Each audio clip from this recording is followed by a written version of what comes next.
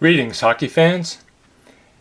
Today we're going to discuss special team strategy for Hockey Blast from PLAAY Games. Now, the teams that I have for demonstration are from the 1960-61 season. We've got Toronto and Chicago. Now, if you notice a few players that might be out of place, it's because in this replay I've allowed some of the lesser teams to draft a few players from the 84-85 set. So Chicago has Doug Wilson, who's obviously from 84-85, and Toronto has Rick Vivey. So if you're noticing some players that look out of place, that's why. So the teams are set up in these sheets for easy handling, and from left to right it's the two defensemen. So when referring to the numbers, that's 05, offensive 5, offensive 4, 5-4. Then the center is 3, and the two wings are 2 and 1. Same thing for Toronto. From left to right, it's the two defensemen 5 and 4. The center is 3, and then the wingers are 2 and 1. So we're going to talk about how I would set up a power play lines for each team. So on the power play, the thing that you're looking for is players with the circle star quality, which comes up right here on the face-off, and that's a special quality that the better power play players will have on their card. So looking at Toronto's roster, they only have one player with that quality, Bert Olmsted. So since every power play is going to start with a face-off, now a power play is 2 minutes, and in this game each play segment is 1 minute. So there's going to be 2 segments of action. And since the power play is always going to start with a face-off, and since 8 and 9 on the face-off chart are going to trigger an automatic play if there's somebody on the ice with either 1 or 2 of those power play circle stars, you want to get those players on the first power play line. So in this instance, I would move Olmsted, winger, up to the first line, take Eddie Shack's place. And since I have, and you're also looking for players with the offensive triangle, which is going to give them an advantage in generating a play. So on the third line, we've got Rick Vive with the triangle. So I'd move him up as second line winger in place of Olmsted, who went up to the top line. So the way that the first power play line would look, we've got Mahavlich with a triangle, Keon, and Olmsted with a triangle, plus he's got the circle star quality.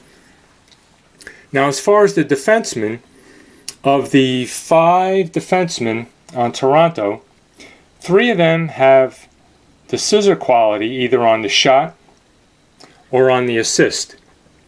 So we're going to try, well, and here, actually Brewer, I pointed to the wrong guy. Brewer has the scissor quality. So you want to try to avoid having those players on the ice for the power play. So out of the 5, Alan Stanley is the only defenseman with an assist star. So we'll put him in the 04 position on the first line because the 04 position gets more shot chances than the 05 position. So Stanley's going to be on defense. Now at the 05 position, we're going to move up a forward to play the point. So there's a couple of players to choose from. Harris has a momentum star on the shot, and he's got an assist star. George Armstrong's got 2 and 1. So we can move Armstrong up to play the point on the 05 position. He does not have a triangle. So we've got three triangles and 1 circle star on the first line. Now the second line, we've got Red Kelly's got a triangle, and we moved Rick Vive up. So that's 2 triangles. Now out of the remaining defensemen, Tim Horton does not have any scissors, so there's no liabilities there. So we'll move him to the 04 position, which is the better of the 2 defenseman position.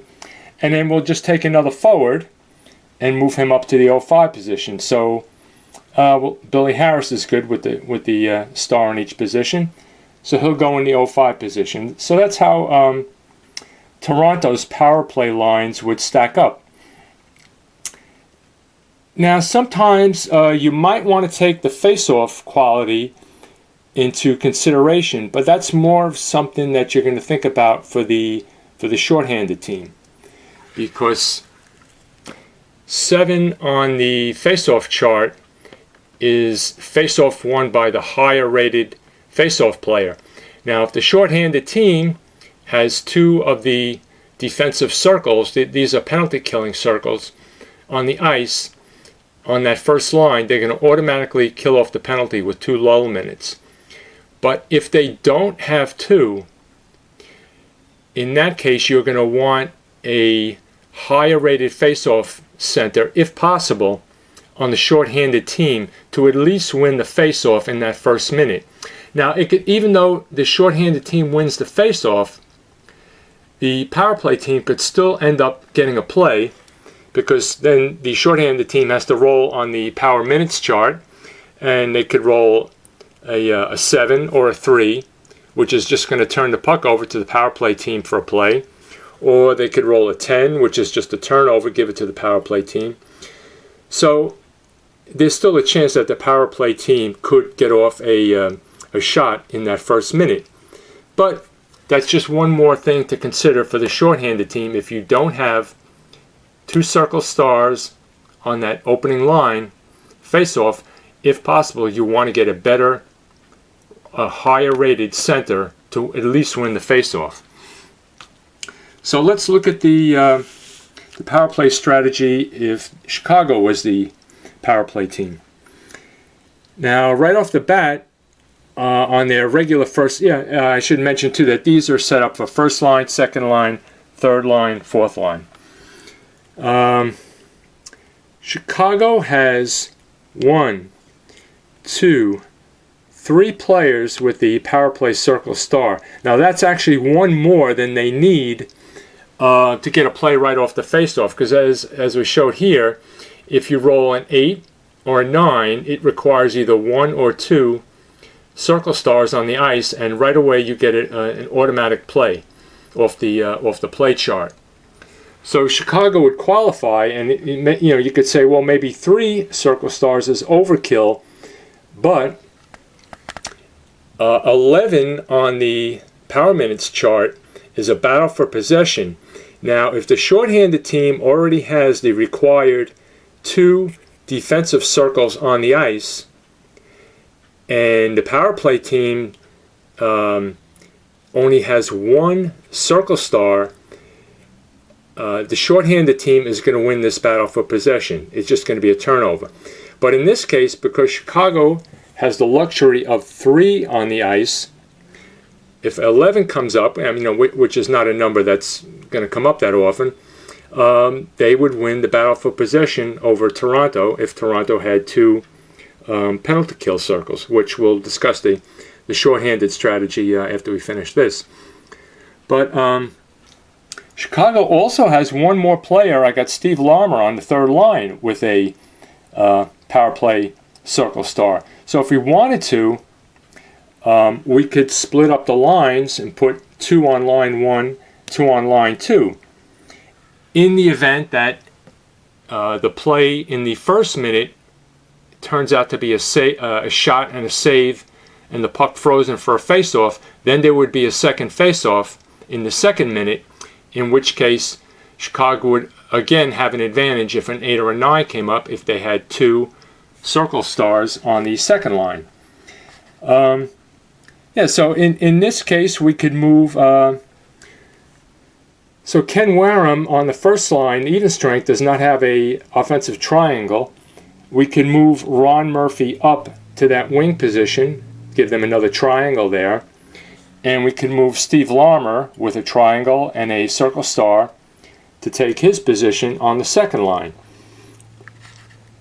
So Chicago would have 1, 2, and with him moved up, that's 3. And Bobby Hull has 2 offensive triangles. They would have 5 offensive triangles on their first line for the power play, which will also be helpful if number 4 odd man rush comes up, because if the role is for a position 1 through 5 that calls for a triangle or a power play circle star, Chicago will get a play off a roll number 4. Now, let's see, so line 2 would have Nestorenko, and we're moving Larmer up, and Bill Hay has a triangle, so on their second line they've got 3 triangles. So Chicago's looking pretty good on the power play.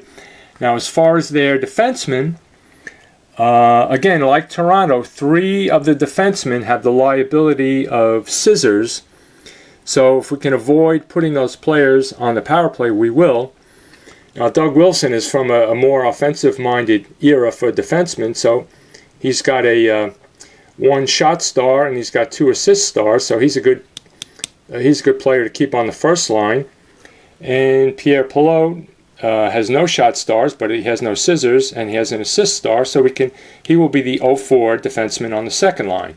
And again, we can just move a forward up to play the 0-5 position. A couple good choices. Oh, here's one more that I missed. They have a 5th player with the power play circle star, so we can move Murray Balfour up to play 0-5 on either line. And here's Ab McDonald. He's going to have the momentum star, which will come into play on the power play. So he'd be a good choice for the 0-5 position on the second line. So Chicago's looking pretty good on the power play. So we'll take a look at each team as far as penalty killing. Now again, with the penalty killing, you're looking for players with the defensive circle, which comes into play on penalty killing. And you're also looking for players with defensive squares, which is going to help them control rebounds off of the goalie save chart if a 2 or a 3 comes up. Now Toronto is set with 4 players: Ron Stewart, Red Kelly, Stanley, and Keon. So they've got 4 players with the penalty kill circle, so they can put 2 on each line, which if a face-off comes up on the opening face-off to start it, and a 7 comes up, they're going to kill off the 2 minutes automatically. And if the first minute of play results in a shot on goal, a save by the goalie, and he freezes the puck, and now there's a face-off for the second minute, they're also set for the second minute if a 7 comes up, because they've got the 2 penalty kill circles on both lines.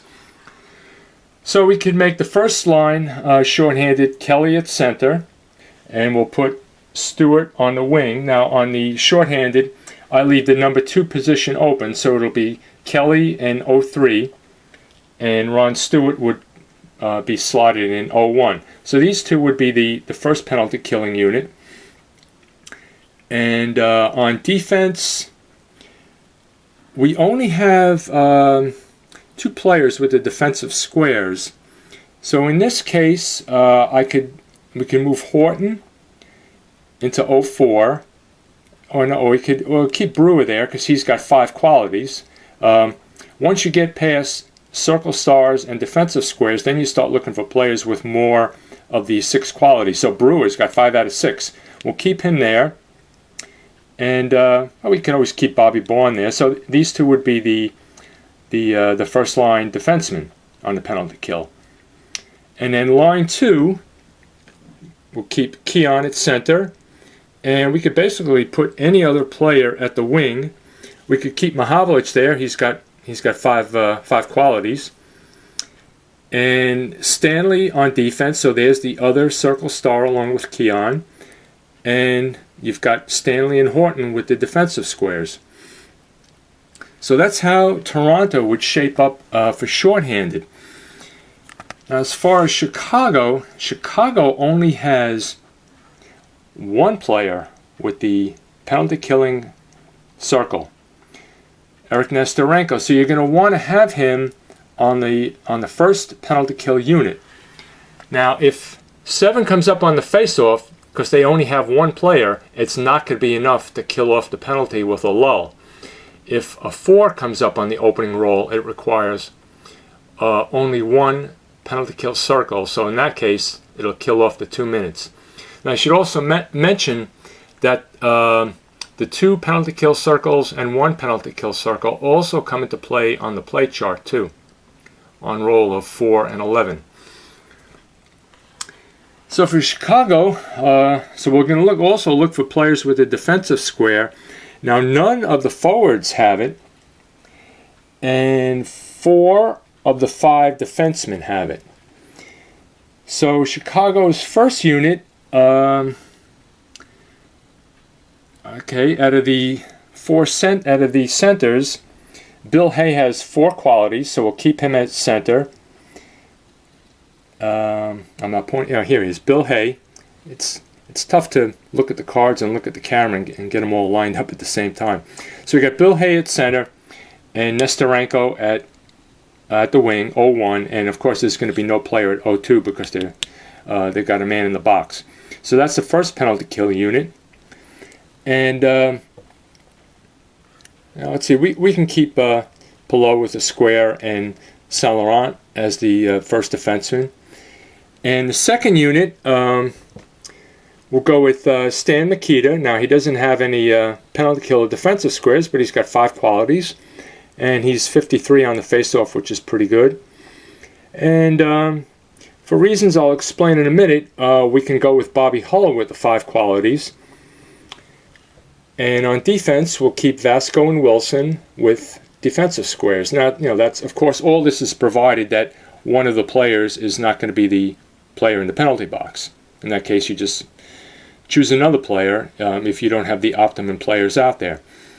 Now, the reason why you would perhaps want Mikita and Hull on the second unit instead of the first unit, and the same thing with Toronto having Keon and Mahavlich on the second unit, depends on how realistically you want to play the teams. Now, if you're familiar with the teams and you know who the penalty killers usually are, like I think for Chicago, I remember looking up their stats, and I don't remember offhand, but I'm pretty sure Reggie Fleming had a shorthanded goal that season. Now, if you look at his card, well, he's only got 2 qualities. Maybe you would pick somebody else before him, but if you're trying to do a realistic replay, you look up who had shorthanded goals and assists for that team that season, and you would use those players on the penalty kill, even if they're not the best rated players. But if you're thinking in terms of playing one-on-one, against a live opponent, matching strategies, or if you're playing solo and you want to give the home team, let's say Chicago is a visitor, Toronto's home, you want to give the home team the home advantage, which in that case the visiting team puts out their line and the home team puts out players that are going to try to neutralize the visiting team's line. So in this case, you want to give the advantage to the shorthanded to the home team. So in that case, you're always going to try to put the let's say the team that just got penalized is trailing in the game, like third period. So instead of going with the default penalty killers, like if it's Reg Fleming or if it's someone on Toronto who didn't get a good rating, and you want to try to get a shorthanded goal to get back in the game, you want to get offensive players out there. Now, it's better to put the offensive players on the second line. Now here's why. Because generally, the power play team is going to have more offensive triangles on their first line, just because it's usually going to be their first even strength line. And like I showed you, I even moved a player with an offensive triangle up to the first line for the power play. So if a power play team has more offensive triangles on their first line than their second line, now for Toronto, what did I say? Yeah, okay, so I moved Vive up to here and Kelly here. So on their second line, Toronto is going to have 2 offensive triangles, and they're going to have 3 on their first line. So there's a play on the power minutes chart, which is a pretty good number, 9, whichever team has the most offensive triangles, and the circle star counts as offensive triangles for the power play team, they're going to get an offensive scoring chance. So let's say Toronto's second line is out there on the power play. They've got 2 triangles. Now for Chicago, if you make Vasco, Wilson, Mikita, and Hull your penalty killers on the second line, 1, 2, 3, 4, they're going to have 4 offensive triangles out there. They've got more offensive triangles as the shorthanded team than Toronto does as the power play team. So if you get a roll of 9 on the power minutes chart, the shorthanded team is going to get a scoring chance instead of the power play team. So that's one way of using strategy to get a shorthanded goal for the penalty killing team, is to have the better offensive players on the second penalty kill unit. Now, even if you had like 84, 85 Edmonton out here, Gretzky and Curry killed off a lot of penalties, and they also scored a lot of shorthanded goals. But depending on the opposition, you may not want to have them start the penalty kill. You might want to have them be the second unit instead of the first unit, because they might have more of a chance of having more offensive triangles than the power play team. Now, one other thing to take into account also is the face-off ratings, especially if your team does not have enough penalty kill circles to get that automatic kill. So in Chicago's case, they only have 1 player who's going to be on the first penalty kill unit. The second penalty kill unit is not going to have anyone with the circle star. So again, in that case, Chicago's first unit will have a face-off man rated 51, and their second unit will have a better face-off guy, Mikita, at 53. So depending on the face-off rating of the center on the power play team, Chicago will have a chance to control the puck off the face-off, even if they're not killing off the rest of the penalty with a lull. That's something else to look for, is a better face-off rating on the center, especially on the second line, because again, you might be looking to get a shorthanded goal from the second line. See if there's any other aspects to cover. I think that might be it. So that's all we're going to cover today as far as special team strategy for Hockey Blast from Play Games. Thanks for watching. Catch you on the next video.